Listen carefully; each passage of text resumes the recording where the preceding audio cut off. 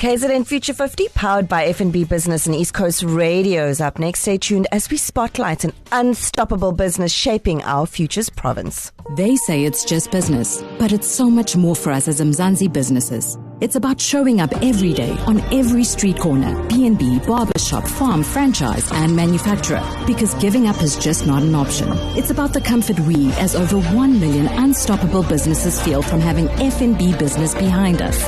They help us stay unstoppable. Help changes everything. Global Finance 2024 Best SME Bank in South Africa. F&B, a division of First Rand Bank Limited, an authorized FSP and credit provider. The KZN Future 50 with Pavlo Fatidis, inspiring KZN's business future. It's time for KZN Future 50, and for that we have Pavlo Fatidis from Oric. Good morning, Pavlo. Good morning, Carmen.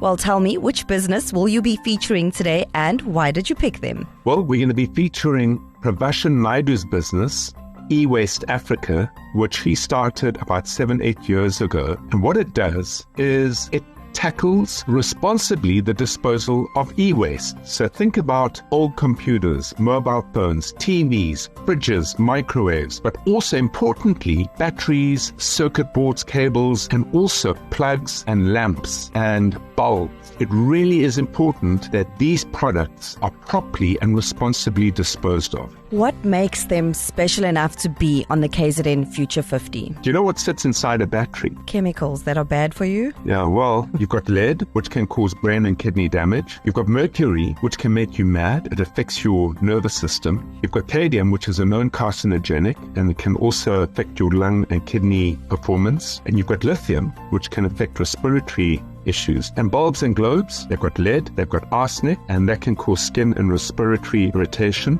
They've got nickel, skin-related dermatitis and allergic reaction. It's got copper, which can give you all sorts of problems with your toilet works and liver damage. So the question is, how do these chemicals get into us? If batteries, bulbs and globes are put into landfill, where most of it lands up. So when it sits in the landfill, these toxic components leach out into the soil and into our water table. It then accumulates in the food chain, and we consume it either by drinking contaminated water or inhaling the dust particles, or eating plants and animals that have been exposed to these substances. When you think about that, and you think about how many homes are there, how many batteries in each household, how many lamps and bulbs in each household, and where do we dispose of them? Because I can tell you, most of it lands up in landfill. We will pay the price if we don't get this problem sorted. Pavlo, tell us, where will EWaste Africa be in 5 years' time? So, obviously with all these harmful toxins that erode and leach out of e-waste that's disposed into landfill and then our environment, there's lots of new legislation coming down the pipe, and it's slowly being gazetted, and it's being gazetted to enforce the responsible disposal of e-waste. Whenever laws come into play, it's much easier to police it and enforce it within companies. It's us, the consumers, that it's really hard to enforce. And here's the reality. About 80% of South Africa's e-waste comes from us as consumers. Only about 20% comes from companies. So we've got to solve that particular problem. And what Pravashen went and did, he did a deal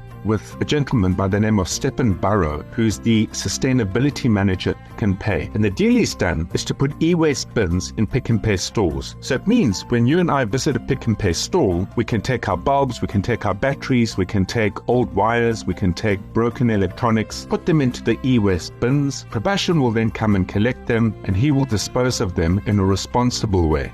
That is amazing. I would like more of those bins as well. What can KZN do to support EWaste Africa? Well, let's start a campaign. Do you remember in the old days, if we're talking technology, the old days were about 2 years ago. But in the old days, you could take, I think there were Coke bottles and Fanta bottles, and remember, and you could take them to a store and they would give you a deposit back. 50 cents. Or, yeah, exactly. Oh, okay. Exactly. Okay, now that was very cleverly done to impact consumer behavior. In other words, to incentivize us as consumers to take our bottles back to store. Imagine this. To get this right for e-waste, we need convenient locations we already have with Pick and Pay. Tick. The next thing we need is to get money back for putting our bulbs and batteries and e-waste into these bins. The next thing it needs is some brands to come on board. So if you think about brands like Osram and Eurolux on the bulb side, Duracell, Energizer, Everready on the battery side, they need to come to the party. And these brands could pay money by way of coupons, discounting the purchase of their products, or, like when you go to a coffee shop, you get a loyalty card and after 10 coffees you get a free coffee. There's so many different ways to structure the incentive for us as consumers to take our e-waste to Pick and Pay, put it into the bins. The financials and economics behind it make perfect sense. It's doable